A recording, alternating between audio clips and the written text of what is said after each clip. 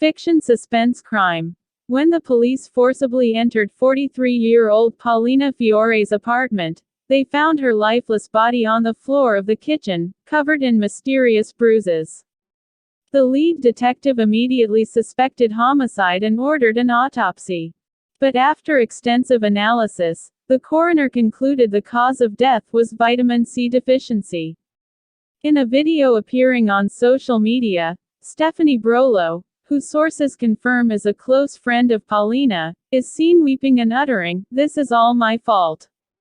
At the offices of my city's largest newspaper, I sip my third espresso of the morning and finish writing the story. One coffee per story is a good rule to live by. I wish I could teach this to new journalists, but they have their own ways of doing things. After I finish my third random fatality write-up of the morning, I announce, "I'm sick of tabloid journalism," to the newsroom, to no one in particular. The young writers around me ignore me. In the economic downturn in traditional media, they are happy to simply hold a job. Giuseppe, our new chief editor, says articles with a topic of either sex or death receive 10 times more clicks than any other. The editorial concepts in his head are as blunt as the sales method of a fish seller in the market. I need to endure another month of ambulance chasing until I can focus on another piece of investigative journalism. My lengthy exposé of government corruption last month, which filled half the front page of the print edition, received fewer views online than a weekend car crash or a nightclub brawl. Max. Giuseppe is standing in front of my desk. "Why haven't you interviewed the friend yet?" Friend. Friend of whom? Idiot. It's all my fault. Friend. Young, attractive, trending online. Giuseppe says this with his voice rising in volume for each word. Stephanie Brolo. I show Giuseppe my memory for detail is flawless. I didn't study political science to chase after friends of murder victims and suicides. Do it. He turns around and stomps off. Halfway across the newsroom, he turns back and shouts, "Vitamin C. Focus on the vitamin C nutrition stories are good for our advertisers, Max." Several reporters type notes into their mobiles. Even an untrained eye can foresee them proposing all types of vitamin stories in tomorrow's news meeting. I dial the friend. "This is Max Serafino. Is this Bianca?" "Yes," a female voice says, and hesitates. "Are you with the police?" "No, I'm with the..." I say the name of the newspaper. With a 137-year history, the name often opens doors. "I thought the police would be the first to call." "What do you want?" The police in Italy would never bother with something as trivial as a comment on social media. Unless a politician or celebrity was involved. "I'd like to clarify what you said in the viral video on Italy app." I mention Italy's largest social media app. "That video is ruining my life," Bianca says. "I'm sorry to hear that." "Well, everyone misunderstood what I said. I didn't have anything to do with Paulina's death. She stopped going out and looked thinner 6 months ago. Maybe I started her in this direction." She catches her breath. "I only called her twice after she stopped seeing me. I should have tried harder. Gone to her home. Yes. It's all too much," she says. "Thanks for calling me, but sorry, I don't know who you are." Abruptly, the mobile screen turns red. She disconnects the WhatsApp call and goes offline. "Good work on the Paulina interview." Giuseppe reaches over and picks up one of my antique pencils and massages it between his fingers. "No problem, boss. I managed to knit the meager information I was given into a piece about a heartbroken friend and a substantial essay about eating disorders." "Nice pencil." He studies the Castelli wooden pencil quixotically. "Max, you are 10 years too old for this newsroom. But you are a cat that always lands. The Tiger of Turin. I propose. I'll accept that as a byline. An important sounding moniker is the best I can hope for these days." I recall the Elysian days of being flown to Rome to interview government ministers, back when traditional newspapers collected all the advertising revenue instead of Google. When assigned a story, one of the first duties a beat reporter checks off is to contact the family members. I locate Paulina's father on social media and send an introduction. This is Max Serafino, a reporter with the Turin Register. I'm writing an article about the unfortunate incident with your daughter and would like to ensure I have all details correct. Please contact me at your earliest convenience.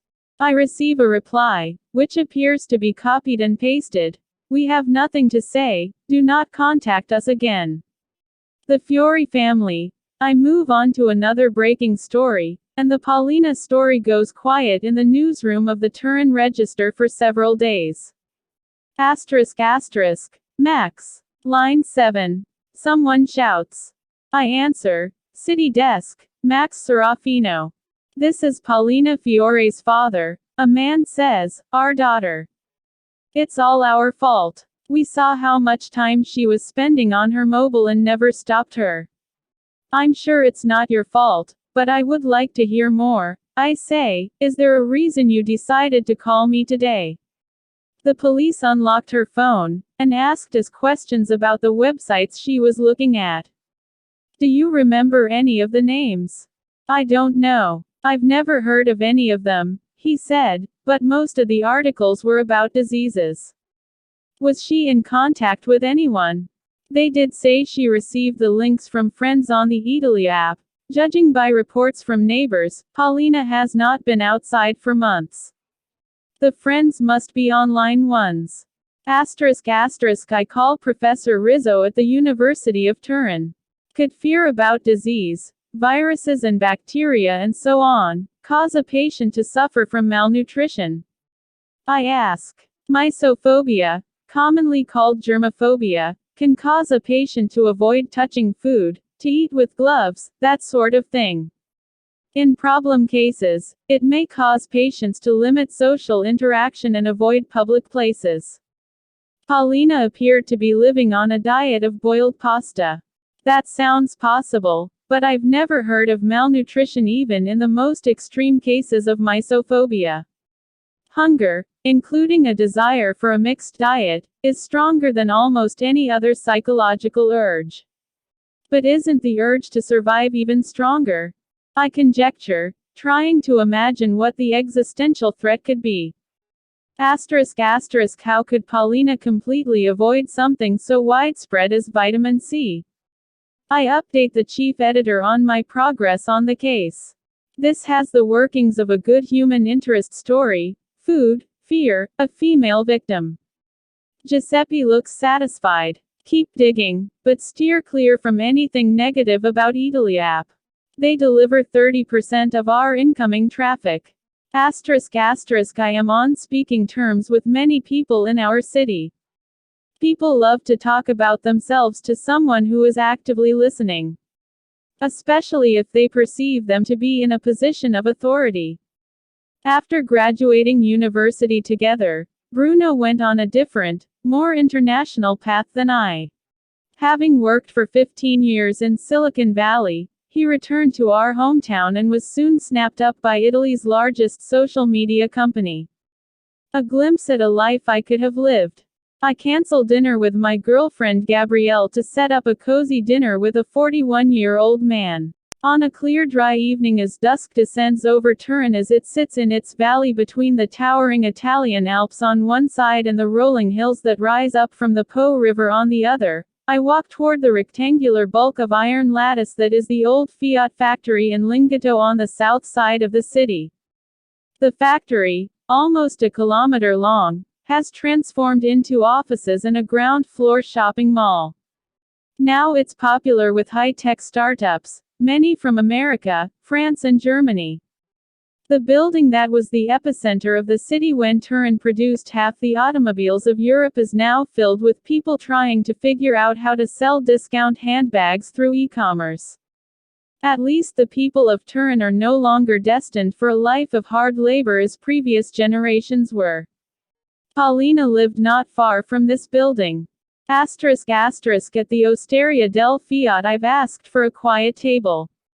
I'm disappointed when the host leads us to a very crowded dining room. We pass a large room with only one table of guests.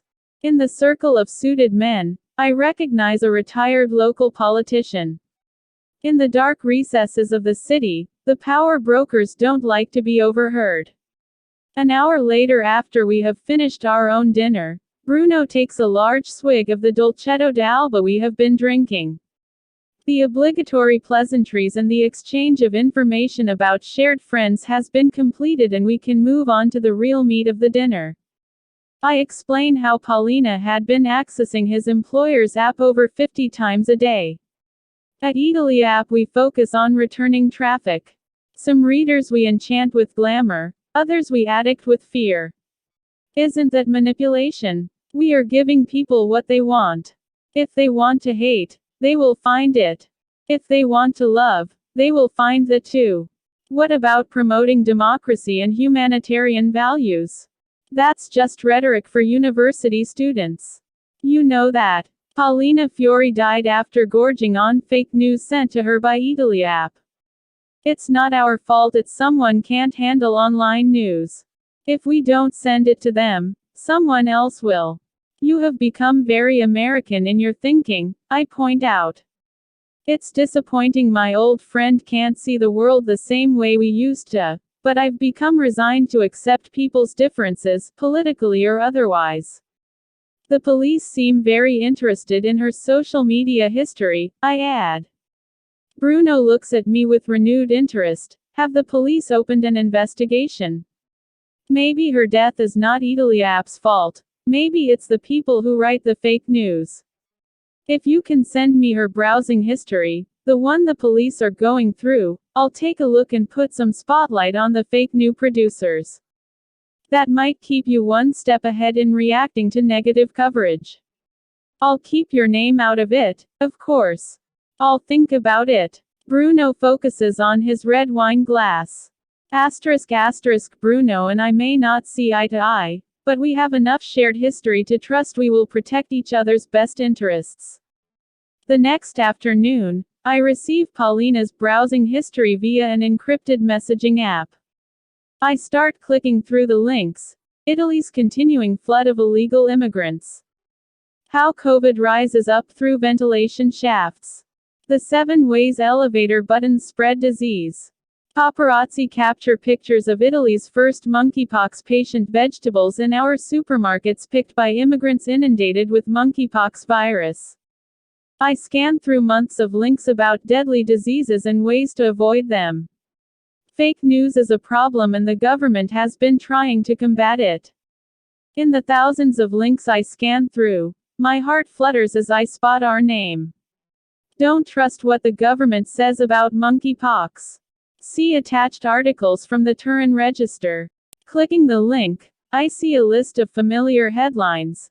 The dark hand behind the government reshuffle. Max Serafino patient malpractice allegations covered up by health authorities. Max Serafino pandemic recommendations misguided.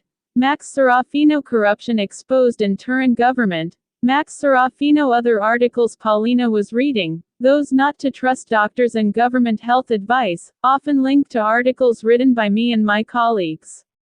I stare at the pencil that sits on my desk where Giuseppe left it earlier.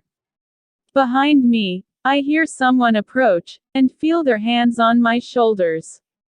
Giuseppe's voice says, "And you thought you were superior to all of us, didn't you? Is it all?" I am about to ask an obvious question.